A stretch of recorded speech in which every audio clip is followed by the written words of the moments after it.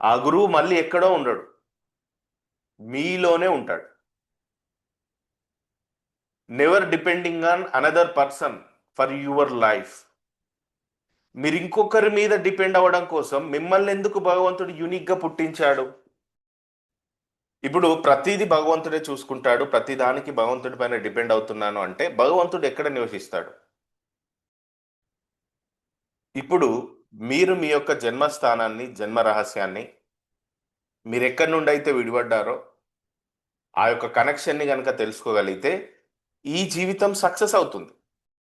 ఎంతో ఆధ్యాత్మిక ప్రయాణాలు చేసి, ఎంతోమంది గురువుల దగ్గర నేర్చుకొని, ధ్యానం ద్వారా తెలుసుకున్నటువంటి అనేక రహస్యాలని ఈరోజు నేను మీతో షేర్ చేయబోతున్నాను. ఆధ్యాత్మిక ప్రయాణంలో నేను చేసిన ప్రయాణం చాలా లోతైంది. చాలా విషయాలను నేను నేర్చుకోవడం జరిగింది. భగవంతుడికి, మనిషికి మధ్యలో ఉండేటువంటి రిలేషన్‌లో సోల్ యొక్క ప్రాముఖ్యత ఏంటి? అసలు మనిషికి దగ్గర ఉంటాడా? సోల్‌కి దగ్గర ఉంటాడా? భగవంతుడిని ఎందుకు మనం ప్రతి దానికి ఆయనకు డిపెండ్ అవ్వాలి? భగవంతుడికి మనం ఎందుకు ఆనుకొని ఉండాలి అనే విషయంపై నేను చాలా వరకి నా యొక్క స్వీయ అనుభవం నుండి ఈరోజు నేను మీతో మాట్లాడుతున్నాను. సో, ఈ ఆధ్యాత్మిక విషయాలు తెలుసుకోవడానికి మనకు ఎలాంటి అర్హతలు ఉండాలి? ఎలా మనం భగవంతుడికి దగ్గరవ్వాలి? అలాంటి కొన్ని విషయాలను ఈరోజు నేను చెప్తాను. జాగ్రత్తగా నోట్ చేసుకోండి. మీ లైఫ్‌లో ఇంప్లిమెంట్ చేయండి.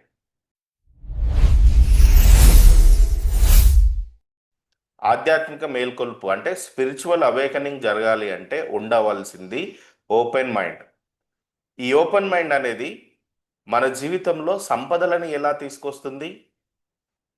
ఆనందాన్ని ఎలా తీసుకొస్తుంది? ఆరోగ్యాన్ని ఎలా తీసుకొస్తుంది? అసలు భగవంతుడికి మనకి మధ్యలో కనెక్షన్ ఎలా తీసుకొస్తుంది? ఆ విషయాలను ఈరోజు మనం తెలుసుకుందాం. ఓపెన్ మైండ్ కలిగి ఉండడం అంటే చాలా మందికి స్పిరిచువాలిటీ అనేసరికి ఎవరు ఏది చెప్పినా నమ్ముతారు. మీరు ఎలా చెప్తే అలా అండి. మీరు చెప్పింది చెప్పినట్టుగా చేస్తాను అంటారు. ఎవరు ఎలా చెప్తే అలా నమ్మారు అంటే అది ఓపెన్ మైండ్ కాదు.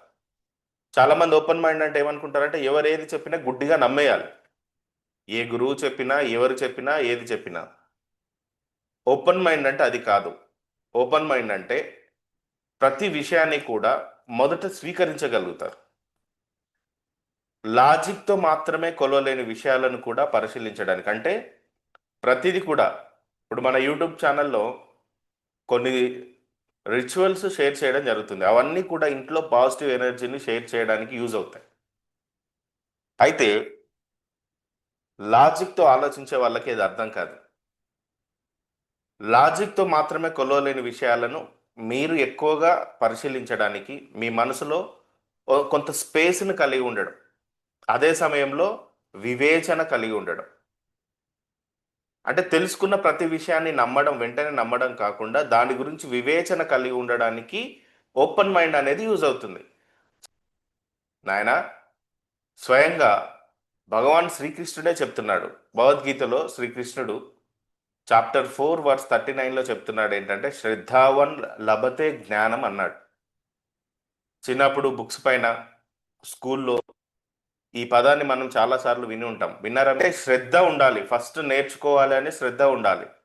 శ్రద్ధ అంటే సత్సంకల్పం. మంచి విషయాలను నేర్చుకోవాలనే ఒక సంకల్పం, మంచి సంకల్పం ఉండాలి. Plus open mind. ఇవి 2 ఉన్నవారికి మాత్రమే నిజమైన జ్ఞానం లభిస్తుందని భగవద్గీతలో ఏనాడో చెప్పాడు. అంటే జ్ఞానం ఎవరికి దొరుకుతుంది అంటే శ్రద్ధ ఉన్న వారికి దొరుకుతుంది. శ్రద్ధ అంటే ఏంటి మళ్ళీ? శ్రద్ధ అంటే ఒక మంచి సంకల్పం కలిగి దేనినైనా అంగీకరించి నేర్చుకోవడం. ఇక్కడే చాలా మంది దేనినైనా అంగీకరించడం అంటే చెప్పబడిన ప్రతి దాన్ని విశ్వసించడం అనుకుంటారు. గుడ్డిగా నమ్మడం అనుకుంటాడు. కానే కాదు. శ్రద్ధ అనేది ఎలా కలుగుతుందంటే మీరు దానిని పరిశీలించారు. నేను చెప్పినా, ఎవరు చెప్పినా కూడా దాని పట్ల మీకంటూ ఒక అవగాహనని మీరు పెంచుకోవాలి. అలా మీరు పెంచుకున్న రోజు ప్రతి దాన్ని గుడ్డిగా నమ్మి వెళ్ళి ఒక లోయలో పడడం కాకుండా మీరు ఆ లోయ నుండి పక్కకు వెళ్తారు. ఒక గుడ్డివాడు ఇంకొక గుడ్డివాడికి అసలే దారి చూపించలేడు. అవునా కదా? ఇద్దరు కలిసి చివరికి వెళ్ళి గోతిలో పడతారు. భగవద్గీత కూడా ఏం చెప్తుంది? శ్రద్ధ అంటే మూఢనమ్మకం కాదు. శ్రద్ధ అంటే నాకు ఇంకా తెలియని సత్యం ఉండొచ్చు. అని అంగీకరించే ధైర్యం. ఇక్కడ నేను కొంత టీచ్ చేస్తున్నాను కాబట్టి నాకు అన్ని తెలుసు అని కాదు, నేను తెలుసుకోవాల్సినవి ఇంకా ఉన్నాయి. మీకు తెలియని సత్యం ఇంకా ఎంతో ఉంది. ప్రతిదాన్ని జడ్జిమెంట్ చేయొద్దు. ఓపెన్ మైండ్ అంటే ఎలా ఉంటారు, వాళ్ళు ఎలా ఆలోచిస్తారంటే ఖచ్చితంగా నేను దీని గురించి పరిశీలిస్తాను అంటారు, లేదా నేను తెలుసుకుంటాను, నేను అబ్జర్వ్ చేస్తాను. ఏదైనా విషయం చెప్పగానే ఈరోజు నేను చెప్పిన విషయాలను కూడా మీరేం చేయాలి, పరిశీలించాలి, గమనించాలి, మీరు స్వయంగా తెలుసుకోవాలి. అలా తెలుసుకున్న వారికి జ్ఞానం లభిస్తుంది అని భగవద్గీతలో చెప్పడం జరిగింది. అయితే చాలామంది మూఢనమ్మకాల వల్ల, అంధవిశ్వాసం వల్ల వారి యొక్క ఆధ్యాత్మిక జర్నీ అనేది ఒక దగ్గర స్టక్ అయిపోయి ఉంటుంది. మీకు తెలియాల్సిన విషయం ఏంటంటే ఈ కళ్ళతో మనం చూసే ప్రతిదీ కూడా, ఇప్పుడు మీరు నన్ను చూస్తున్నారు టీవీలో కానీ మొబైల్లో కానీ మీ ల్యాప్టాప్లో కానీ చూస్తున్నారు. మీరు ఈ కంటితో చూసేది మీరు తెలియట్లేదు మీకు. ఈ కన్ను చూసిన దానిని ఏం చేస్తుంది తెలుసా, బ్రెయిన్కు పంపిస్తుంది. ఆ బ్రెయిన్ స్థిరపరిస్తేనే ఓకే అన్న దానిని మనం ఇప్పుడు చూస్తున్నాం, విజువలైజ్ చేస్తున్నాం. ఈ కంటితో చూసేది కన్ను ఏం మాత్రం కూడా ఇది నిజమని చెప్పదు. నేను చెప్పేది కొంచెం డీప్గా ఆలోచన చేయండి. మీరు చూస్తున్న ఈ విజువల్స్ని ఈ ఐస్ ఏం చేస్తాయి అంటే బ్రెయిన్కి పంపిస్తాయి.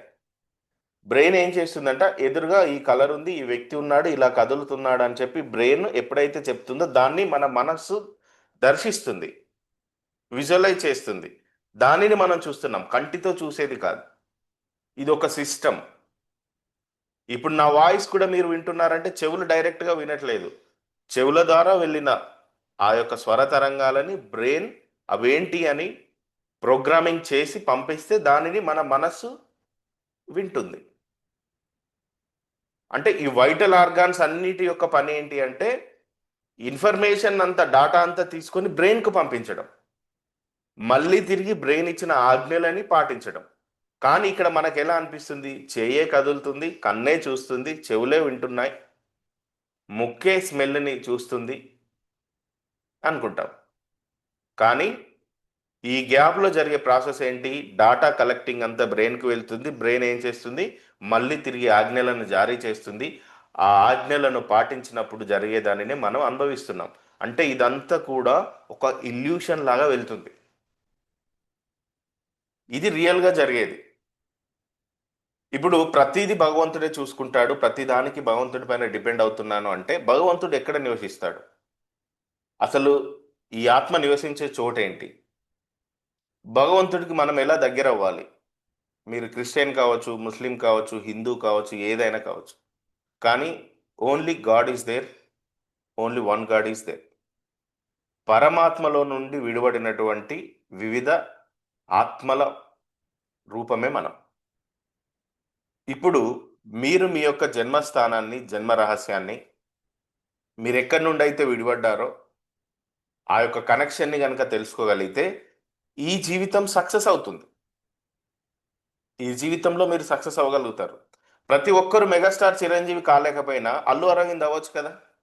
మెగాస్టార్ చిరంజీవి హీరో, అందరికీ ఉంటుంది చిరంజీవి లాంటి లైఫ్ ఉండాలి, చిరంజీవి లాగా సెలబ్రిటీ అవ్వాలి అని. అదే సెలబ్రిటీ లైఫ్, అదే డబ్బు సంపాదించాలంటే అల్లు అరవింద్ కూడా అవ్వచ్చు కదా, అవునా కదా? ఏమో మీరు అందుకే పుట్టారేమో, లేదా మీరు రేవంత్ రెడ్డి లాగా మీరు సీఎం అవ్వడానికే పుట్టారేమో, డిఫరెంట్ వేలో మీరు సక్సెస్ అవ్వాల్సి ఉందేమో, మీరు అది రాసుకొనే వచ్చారేమో. అలాంటి సక్సెస్ని మీరు పొందుకోవాలంటే ఈ సీక్రెట్స్ని మీరు తెలుసుకోవాలి.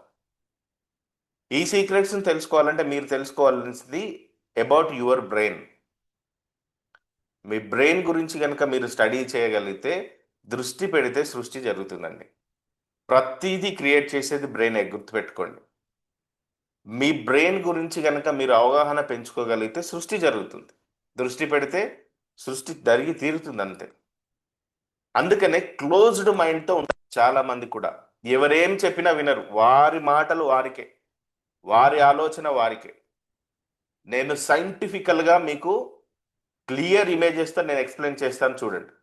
Closed mindset, fixed mind సెట్తో ఉంటారు చాలా మంది, ఎవరేది చెప్పినా వినరు. అలాంటి వాళ్ళల్లో రిపీటెడ్గా ఒకే రకమైనటువంటి పాత ఆలోచనలు ఉండిపోతాయి. రిపీటెడ్గా వారిని చూస్తే అవే పాటలు వింటూ ఉంటారు, అవే మ్యూజిక్ వింటూ ఉంటారు, అదే సినిమా చూస్తూ ఉంటారు, అవే పనులు రిపీటెడ్గా చేస్తూ ఉంటారు. ఇక కొత్త దానిని స్వీకరించే మనస్తత్వం ఉండదు. అలాంటి వారిలో బ్రెయిన్ ఎలా ఉంటుంది అంటే, మీరు ఇక్కడ ఇమేజ్లో చూడొచ్చు, ఆ న్యూరల్ పాత్వేస్ అనేది ఇంత స్ట్రాంగ్గా చెట్ల వేర్లలాగా పాతుకుపోయి ఉంటాయి. మీరు అక్కడ చూస్తే చెట్ల వేర్లలాగా కనిపిస్తున్నాయి కదా, ఇదంతా కూడా న్యూరల్ పాత్వేస్. దీనివల్ల ఏంటంటే మార్పు చెందడం చాలా కష్టం వాళ్ళకి. దీనినే కన్గిటివ్ రిజిడిటీ అంటారు సైన్స్లో. మార్పు జరగదు, ఇక బ్రెయిన్లో ఫిక్స్ అయిపోతాయి ఆ న్యూరల్ పాత్వేస్. ఒక చెట్టు వేరులాగా బలంగా దృఢంగా ఉండిపోతాయి. ఇది క్లోజ్డ్ మైండ్ సెట్ ఉన్నవాళ్ళు. వీరి యొక్క జీవితంలో ఇక మార్పు అనేది అసాధ్యం అనే విధంగా మారిపోతుంది. ఇలాంటి యొక్క క్లోజ్డ్ మైండ్ సెట్ కనుక ఉంటే దయచేసి ఈ రోజు నుండి దాన్ని మార్చడానికి నాతో మీ జర్నీని స్టార్ట్ చేయండి. ఈ ఓపెన్ మైండ్ సెట్ ఏం చేస్తుంది అంటే, మీరు ఇమేజ్లో చూడొచ్చు, ఏదైతే దృఢంగా బలంగా పేరుకుపోయిన న్యూరల్ పాత్వేస్ ఉన్నాయో వాటిని ఒక ఎనర్జీ క్లీన్ చేస్తుంది. ఇది సైంటిఫికల్గా ప్రూవెన్ అండి. గిన్నెలను శుభ్రం చేస్తామో, ఎలాగైతే ఇంట్లో ఉన్న చెత్తని క్లీన్ చేస్తామో, అలానే బ్రెయిన్లో ఉన్నటువంటి పేరుకుపోయినటువంటి ట్రాఫిక్ని క్లియర్ చేయాలి. ఆ క్లియరెన్స్ అనేది ఎలా జరుగుతుందంటే ఓపెన్ మైండ్ సెట్తో జరుగుతుంది. ఇక్కడ ఏంటి మెడిసిన్ ఏంటి? మెడిసిన్ ఒకటే ఒకటి, ఏదైనా నేను నేర్చుకోగలను. లెర్నింగ్. నేర్చుకోవడానికి మీరు సిద్ధం అవ్వడమే మీ బ్రెయిన్ యొక్క న్యూరల్ పాత్వేని మైలిన్ అనే ఒక పొరతో న్యూ కనెక్షన్స్ని క్రియేట్ చేస్తుంది. ఇక్కడ మీరు ఇమేజెస్లో చూస్తున్నట్టుగా నేను కేవలం నేర్చుకోగలను అనే అంటే చాలా ఎనర్జీ ఎంత బాగా యూజ్ అవుతుందో చూడండి. అంటే మీ యొక్క న్యూరల్ పాత్వేస్ చుట్టూ ఏర్పడినటువంటి ఓల్డ్ కనెక్షన్స్ అన్నీ కూడా క్లియర్ అయిపోతాయి. సమాచారాన్ని వేగంగా పంపిస్తుంది. మానసిక వికాసం, వేగవంతమైన డాటా వెళ్తుంది. అంటే ప్రతిదీ కూడా మీరు చూసిన ప్రతిదాన్ని డాటా ఎనలైజ్ చేసి బ్రెయిన్ రిటర్న్గా పంపిస్తుంది. అంటే ఈ విశ్వంలో ఉన్న శక్తిని కూడా బ్రెయిన్ ఎనలైజ్ చేసి పంపించాలి మీకు. బ్రెయిన్ ఎనలైజ్ చేయాలి అంటే కేవలం ఈ యొక్క భూలోక సంబంధ విషయాల వరకు మాత్రమే, రిలేషన్స్ వరకే, కేవలం స్వార్థపూరితమైన ఆలోచనల వరకే, మీ యొక్క అంధవిశ్వాసం వరకే, కేవలం మూఢనమ్మకాల వరకే ఆగిపోతే బ్రెయిన్ కొత్తగా ఆలోచించలేదు. ఆ విశ్వంలో జరిగేటువంటి రహస్యాలను మీతో చర్చించలేదు. మీతో చర్చించాలంటే న్యూరల్ పాత్వేస్ క్లీన్ అవ్వాలి, షార్ప్గా ఉండాలి, యాక్టివ్ అవ్వాలి. చెట్ల వేలలాగా ముద్దలాగా ఉండకూడదు. అంటారు కదా, మట్టి బుర్ర అంటారు, అవునా కదా? మట్టి బుర్ర అంటే మన వాళ్ళు ఏదో అది తిట్టడానికో తక్కువ చేయడానికి అనుకుంటాం. కానీ మట్టితో ఎన్ని విగ్రహాలు చేయొచ్చు? చేయొచ్చా? అందమైన కుండని చేయొచ్చు, కూజను చేయొచ్చు, బొమ్మను చేయొచ్చు. ఈవెన్ మనం కూడా మట్టిలో నుండి వచ్చిన వాళ్ళమే కదా, అవునా కదా? ఎసార్ నో? అంటే ఈ బ్రెయిన్కి చాలా శక్తి ఉందని మన వాళ్ళు అప్పుడే తెలుసుకున్నారు. అందుకే మట్టి బుర్ర అన్నారు. మట్టి బుర్ర అని ఎందుకు అన్నారంటే, ఈ బ్రెయిన్కి ఒక ఎనర్జీ ఉంటుంది, ఆ ఎనర్జీనే న్యూరోప్లాస్టిసిటీ అంటాం. చాలా శక్తివంతమైంది. ఓవరాల్ ఈ బాడీ మొత్తాన్ని, ఈ ప్రపంచాన్నే నడిపించేది బ్రెయిన్ ఒక్కటే అండి. ఈ బ్రెయిన్ మాత్రమే. ఈ బ్రెయిన్తో మీరు భగవంతుడిని నేరుగా చూడొచ్చు, నేరుగా ఆయన్ని దర్శించవచ్చు. రీసెంట్గా నేను అరుణాచలం వెళ్ళడం జరిగింది. రమణ మహర్షి ఆశ్రమంలో నేను మెడిటేషన్ చేసినప్పుడు అసలు ఆయన 21 ఇయర్స్కి అక్కడికి ఎలా వచ్చి తన యొక్క ఆత్మని పూర్తిగా పరిపూర్ణత చేసుకోవడానికి రమణ మహర్షులు, అమ్మా నీవు ఈరోజు నాకు కనిపించాలి, లేదంటే నేను చనిపోతానని చెప్పి భీష్మించుకొని కూర్చున్నాడు. అప్పుడు ఆ తల్లి ఆయనకి కనిపించి తన యొక్క ఆత్మ ప్రయాణాన్ని చూపిస్తుంది. ఇదంతా కూడా ఎలా దర్శిస్తాడంటే తన యొక్క ధ్యానంలో ఉన్న తన యొక్క బ్రెయిన్ ఎనర్జీ వల్ల. సేమ్ అక్కడికి స్వామి వివేకానంద వచ్చినప్పుడు కూడా ఇదే ప్రశ్న అడిగినప్పుడు నీకు నువ్వుగా తెలుసుకో అని చెప్తాడు. స్వామి వివేకానంద, పరమహంస యోగానంద, ఇలాంటి వారందరూ ఎన్లైట్ అయిన ప్లేస్ రమణ మహర్షి ఆశ్రమం అరుణాచలంలో. నార్మల్ ప్లేస్ ఏం కాదు. అక్కడికి వెళ్ళి జస్ట్ అలా కూర్చొని మెడిటేషన్లో కూర్చుంటే చాలు, మీ చుట్టూ ఒక గోల్డెన్ ఆరా కనిపిస్తుంది. చాలా అద్భుతమైన ప్లేస్. అంటే ప్రతి దానిని మీ బ్రెయిన్ ఫీల్ అవుతుంది. బ్రెయిన్కి సంబంధించిన అద్భుతమైన శక్తి పేరు ఏంటంటే న్యూరోప్లాస్టిసిటీ. ఈ న్యూరోప్లాస్టిసిటీని కనుక మీరు పెంచుకోగలిగితే లాజిక్తో చూడని విషయాలని, మ్యాజిక్ని మీరు క్లియర్గా చూడగలుగుతారు. ప్రతిదీ లాజికల్ బ్రెయిన్ ఏం చేస్తుంది? లాజిక్ కోసమే ఆగుతుంది, లాజిక్ కోసమే చూస్తుంది. ఒకప్పుడు విమానంలో మేము ఆకాశంలో ప్రయాణిస్తామంటే అప్పుడున్న లాజిక్ బ్రెయిన్ వాళ్ళు ఏం చేశారు? నవ్వారు. ఇప్పుడు ఏం చేస్తున్నారు? అందరూ విమానంలో ప్రయాణం చేస్తున్నారు. అవునా కదా? ఒకప్పుడు 5 ఖండాల దూరంలో ఉన్న వ్యక్తితో మనం నేరుగా మాట్లాడవచ్చు అంటే లాజిక్ బ్రెయిన్తో ఉన్నవారు నవ్వారు, మ్యాజిక్ బ్రెయిన్తో ఉన్న వాళ్ళు చెప్పారు. కానీ ఇప్పుడు ఏమైపోయింది? ప్రతి ఒక్కరు కూడా మాట్లాడుతున్నారు లేదా? వీడియో కాల్స్ ఇవన్నీ కూడా సేమ్ అలాగే న్యూరోప్లాస్టిసిటీ అనేది ఈ బ్రెయిన్కు ఉన్నటువంటి ఒక బ్రహ్మాండమైన ఎనర్జీ శక్తి. సో ఇప్పుడు చూడండి, మట్టి బుర్ర అని ఎందుకన్నారు మనలో చెప్తాను చూడండి. Brain malleability, influence of thoughts. ఈ న్యూరోప్లాస్టిసిటీ అనేది ఎలా పెరుగుతుందంటే, ఈ బ్రెయిన్ అనేది బంకం మట్టి లాగా ఉంటుంది. మీ పాత అలవాట్లు ఏవైతే ఉంటాయో, పాత ఆలోచనలు ఏవైతే ఉంటాయో ఇవన్నీ కూడా బంకం మట్టి లాగా ఉండిపోతాయి. ఎప్పుడైతే మీరు లెర్నింగ్లోకి వస్తారో, ఎప్పుడైతే మీరు కొత్తగా నేర్చుకోవాలని మీ జర్నీని స్టార్ట్ చేస్తారో, ఇలా మార్చబడిన బ్రెయిన్ లాగా ఇక్కడ ఈ మట్టితో ఇలా చేశారా లేదా? మట్టితో బొమ్మలు చేస్తారా లేదా? బంకమన్నుతో ఎన్నైనా చేయొచ్చు, అవునా కదా? సేమ్ అలాగే న్యూరోప్లాస్టిసిటీ అనేది మీ బ్రెయిన్ని కావలసిన ఆకారంలోకి మారుస్తుంది. దీనినే న్యూరోప్లాస్టిసిటీ అంటాం మనం. ఈ న్యూరోప్లాస్టిసిటీ గురించి సైన్స్ ఏం చెప్తుందంటే, మన బ్రెయిన్లో బిలియన్ల కొద్ది న్యూరాన్లు ఉంటాయండి. నాట్ మిలియన్స్, బిలియన్స్, కోటాను కోట్ల న్యూరాన్స్ ఉంటాయి. ఇవన్నీ కూడా మీరు ఎప్పుడైతే ఒక కొత్త విషయాన్ని నేర్చుకుంటారో, ఒక కొత్త దృక్పథంతో ఆలోచించినప్పుడు ఈ న్యూరాన్ల మధ్య ఒక కనెక్షన్ ఏర్పడుతుంది. సినాప్టిక్ కనెక్షన్ అంటారు. ఈ కనెక్షన్ ఏం చేస్తుందంటే పాత అలవాట్ల వల్ల ఏర్పడిన దుమ్మును ధూళిని క్లియర్ చేస్తుంది. ఈ వేల కోట్ల కణాలు ఉంటాయి కదా, ఆ కణాలన్నీ కూడా క్లీన్ అవుతాయి, డీటాక్స్ అవుతాయి. అందుకనే నేర్చుకోవడం ఆపకూడదు. మీ జీవితంలో మార్పు రావాలి అంటే మీరు గురువు దగ్గరకు వెళ్ళి ఎక్కడికో వెళ్ళి ఏదో చేయాల్సిన అవసరం లేదు. మీ గురువు మీ మీ యొక్క బ్రెయిన్, మీ ఎనర్జీ, బ్రెయిన్ ఎనర్జీ. నేర్చుకోవడం ఆపేశారా మొద్దుబారిపోతుంది. నేర్చుకోవడం ఆపకుండా కంటిన్యూ చేస్తున్నారా, మైలిన్ అనే హార్మోన్ పొర ఎప్పటికప్పుడు న్యూరల్ పాత్వేస్ని న్యూరోప్లాస్టిసిటీ ద్వారా క్లియర్ చేస్తూ ఉంటుంది. ఈ న్యూరోప్లాస్టిసిటీ అంటే చాలామంది ఏమనుకుంటారంటే నేర్చుకునే విషయాలు కేవలం చిన్నపిల్లల వరకే అనుకుంటారు. న్యూరోప్లాస్టిసిటీ అనేది కేవలం చిన్నపిల్లలకు కాదండి, మనం బ్రతికున్నంత కాలం జరుగుతూనే ఉంటుంది. మనం ఎన్నేళ్ళు బ్రతుకుంటే అన్నేళ్ళు న్యూరోప్లాస్టిసిటీ అనేది జరుగుతూ జరుగుతూ జరుగుతూ జరుగుతూనే ఉంటుంది. కేవలం చిన్నపిల్లలకే కాదు, మీ వయసు ఎంతైనా కానివ్వండి.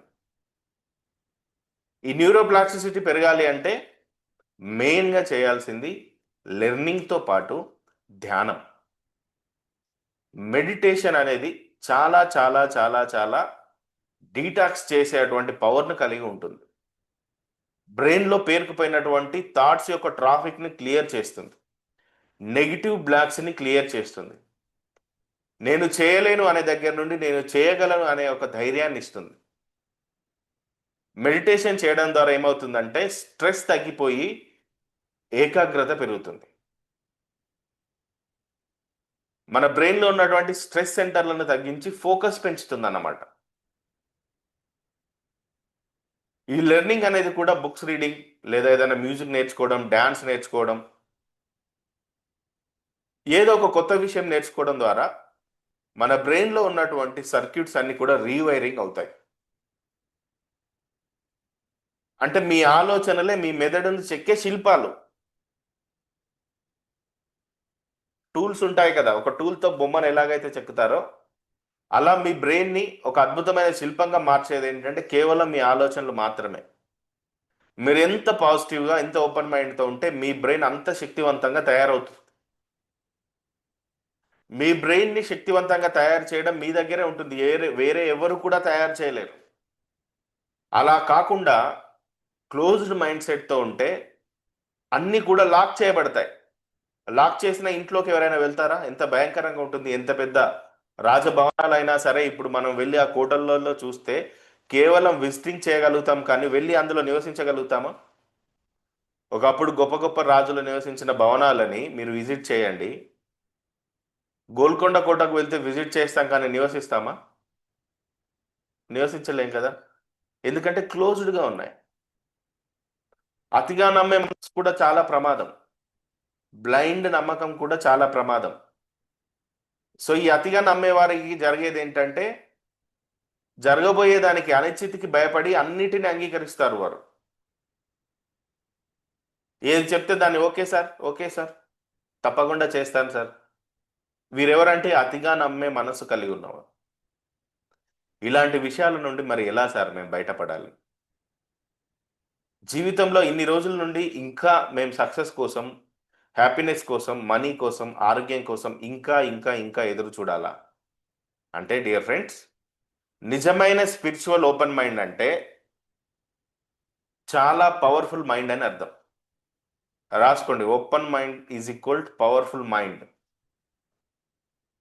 ఈ ఓపెన్ మైండ్ ఉన్న వాళ్ళు ఏం చేస్తారంటే ప్రతి దాన్ని కూడా ఆసక్తిగా గమనిస్తారండి. ఇంట్రెస్టెడ్గా వింటారు, దాన్ని ఫీల్ అవుతారు.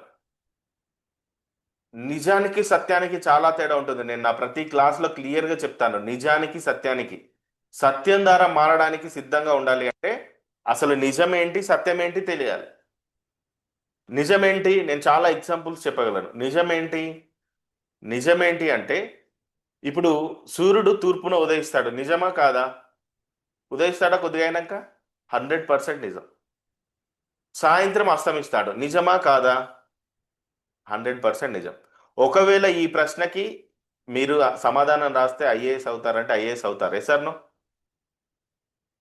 ఐఏఎస్ క్వశ్చన్ పేపర్లో ఈ ప్రశ్న వస్తే రాస్తే మీరు ఐఏఎస్ అవుతారా లేదా? ఒకవేళ డాక్టర్ అవుతారంటే డాక్టర్ అవుతారా లేదా? అవుతారు కదా. ఇది నిజం, 100% నిజం. మనిషి నిజంలోనే బ్రతుకుతాడు, నిజం కోసమే వెతుకుతాడు, నిజాన్ని మాత్రమే నమ్ముతాడు. నిక్కచ్చి అయిన నిజమే కావాలి మనిషి. అయితే ఈ నిజం ఒక పెద్ద అబద్ధం తెలుసా? సూర్యుడు తూర్పున ఉదయించడు, అస్తమించడు. భూమి తన చుట్టూ తాను తిరగడం వల్ల ఏర్పడుతుంది తప్ప సూర్యుడు ఉదయ అస్తమాలనే ఉండనే ఉండవు. తను నిరంతరం ప్రకాశిస్తూనే ఉంటాడు.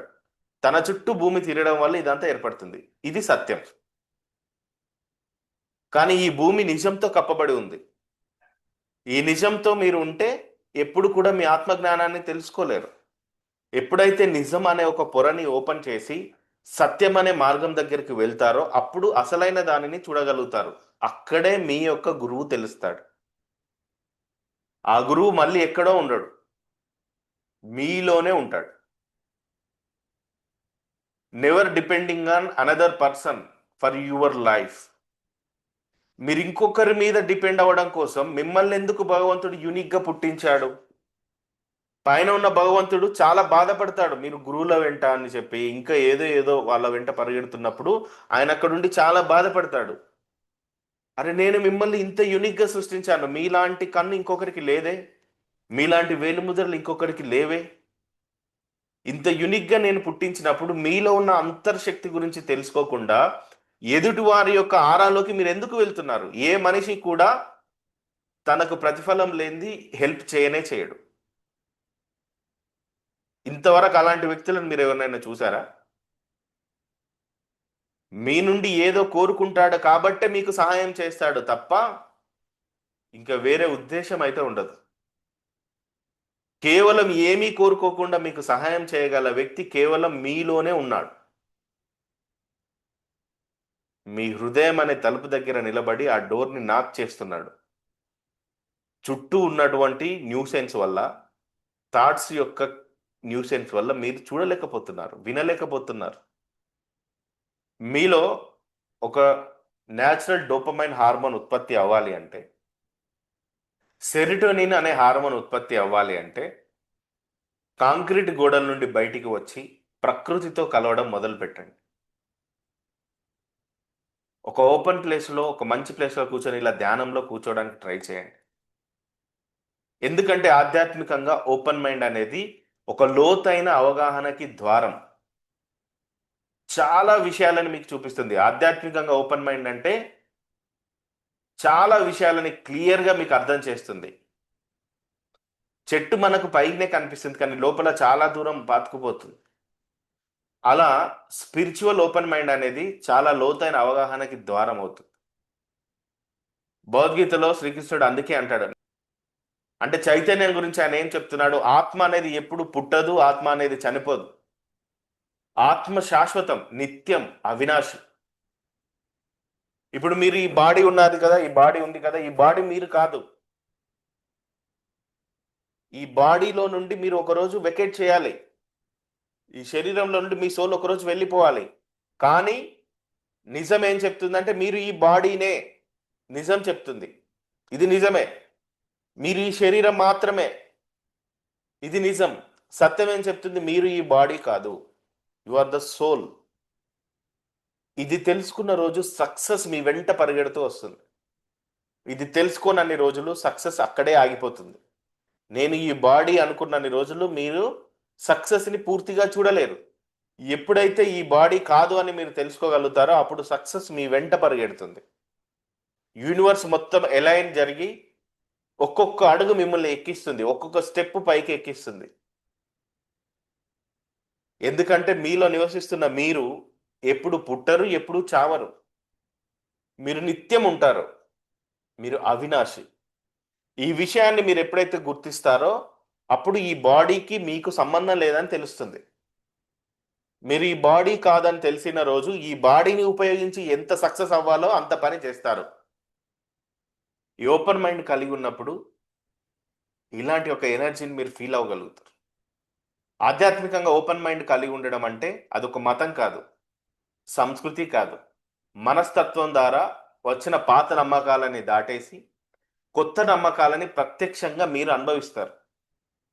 నేను ఏ మతం గురించి చెప్పట్లేదు, ఏ సంస్కృతి గురించి చెప్పట్లేదు. ఆత్మ జ్ఞానం గురించి మాత్రమే చెప్తున్నాను. మీ లోపల ఏముంటుందో తెలుసుకుంటారు, ఏం జరుగుతుందో తెలుసుకుంటారు. సో ఇలా మీలో దాగి ఉన్నటువంటి ఒక సుదర్శన చక్రాన్ని మీరు యాక్టివ్ చేసుకోవాలి. ఇలా ఈరోజు ఆ సుదర్శన చక్రాన్ని ఎలా యాక్టివ్ చేసుకోవాలో నేను ఇప్పుడు చెప్తాను. లాస్ట్ 10 మినిట్స్ జాగ్రత్తగా వినండి. శ్రీకృష్ణుడి చేతిలో ఏముంటుందండి? నెగిటివ్ ఎనర్జీస్ని క్లియర్ చేయడానికి, సంహరించడానికి సుదర్శన చక్రం ఉంటుంది. ఈ సుదర్శన చక్రం మీలో కూడా ఉంటుంది. తెలుసా? మీ దగ్గర ఉందా? ఒకసారి చూడండి, వెళ్ళి చూడండి. మీ బీరువాలో దాచిపెట్టారా? సుదర్శన చక్రం మీ దగ్గర కూడా ఉంది. ఆ సుదర్శన చక్రాన్ని ఎలా యాక్టివ్ చేయాలో నేను ఇప్పుడు చెప్తాను చూడండి. సుదర్శన చక్రం అంటే అది కేవలం ఒక ఆయుధం కాదు, డివైన్ ఎనర్జీ. రాసుకోండి. సుదర్శన చక్రం అంటే ఒక డివైన్ ఎనర్జీ. ఎలాంటి డివైన్ ఎనర్జీ? కాలం, ధర్మం, భగవంతుడి శక్తి, టైం, ధర్మం, ఈ మూడు కలయిక సుదర్శన చక్రం. ఇలా మీలో దాగి ఉన్న సుదర్శన చక్రాన్ని ఈరోజు మీరు యాక్టివ్ చేసుకోవాలి. ఈ రోజు నుండి మీరు యాక్టివ్ చేసుకుంటే యు ఆర్ ద ప్రొటెక్టర్. మీ కుటుంబాన్ని కాపాడే వాళ్ళు అవుతారు, నెగిటివ్ ఎనర్జీని దూరం చేస్తారు. ఈ సుదర్శన చక్రాన్ని మీరు యాక్టివ్ చేయాలి అంటే మీరు మీ కుటుంబం ధ్యానం చేయడం మొదలు పెట్టండి. Meditation is the most powerful weapon in the world. Even the Jesus Christ also early morning బ్రహ్మముహూర్తంలో లేచి కొండలపైకి వెళ్ళి ఒంటరిగా కూర్చునేవాడు.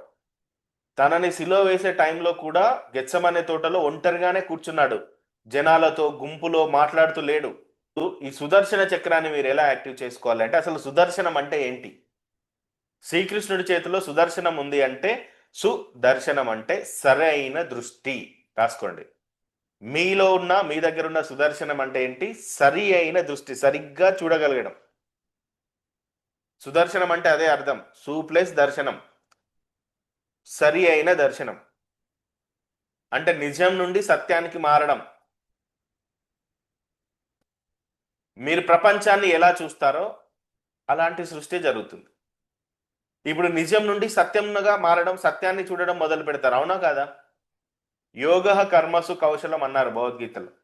అంటే మనలోని సుదర్శన చక్రం ఏంటి అంటే సరైన అవగాహన ప్లస్ చైతన్యం. అవగాహన పెంచుకోవాలి.